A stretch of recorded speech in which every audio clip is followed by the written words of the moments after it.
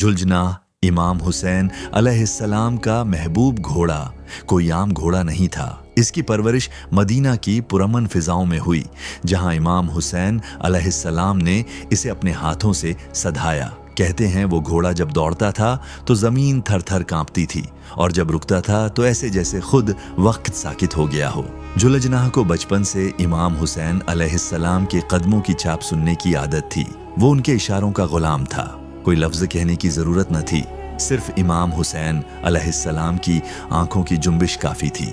तारीख की किताबों में दर्ज है कि झुलझुनाह हजरत अली अलैहिस्सलाम के घोड़े मरहब की नस्ल से था। यह नस्ल अरब की जंगों में निहायत कीमती समझी जाती थी, तेज, वफादार और मजबूत। कुछ मोरखीन के मुताबिक झुलझुनाह को रसूल अल्लाह सल्लल्लाहु अलैहि वसल्लम ने इमाम हुसैन अलैहिस्सलाम को बतौर हदिया अता किया था और फरमाया था, ये तुम्हारे दुख के दिनों का साथी बनेगा।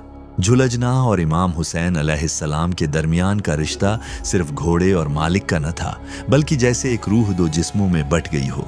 जब इमाम हुसैन अलैहिस्सलाम रातों को इबादत के लिए उठते तो झुलझुनाह भी खैमे के करीब आकर सर झुका देता, जैसे वो भी सजदा करना चाहता हो। 10 मुहर्रमुल हराम 61 हिजरी करबला की मिट्टी सुर्ख हो चुकी थी।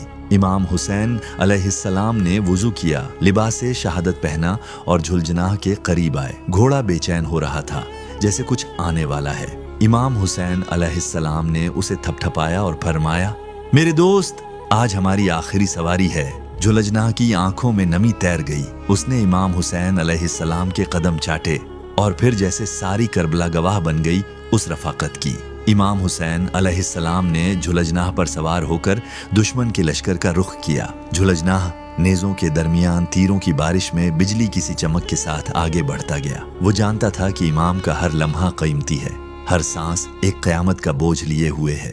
जब इमाम हुसैन अलैहिस्सलाम ने आखिरी सजदा किया और जालिम नेज़ा लेकर आया, झुलझुनाह जख्मी हो चुका था, मगर वो गिरा नहीं। उसने इमाम हुसैन अलैहिस्सलाम को जमीन पर गिरते देखा और चीख मारकर पिछले कदमों पर खड़ा हुआ।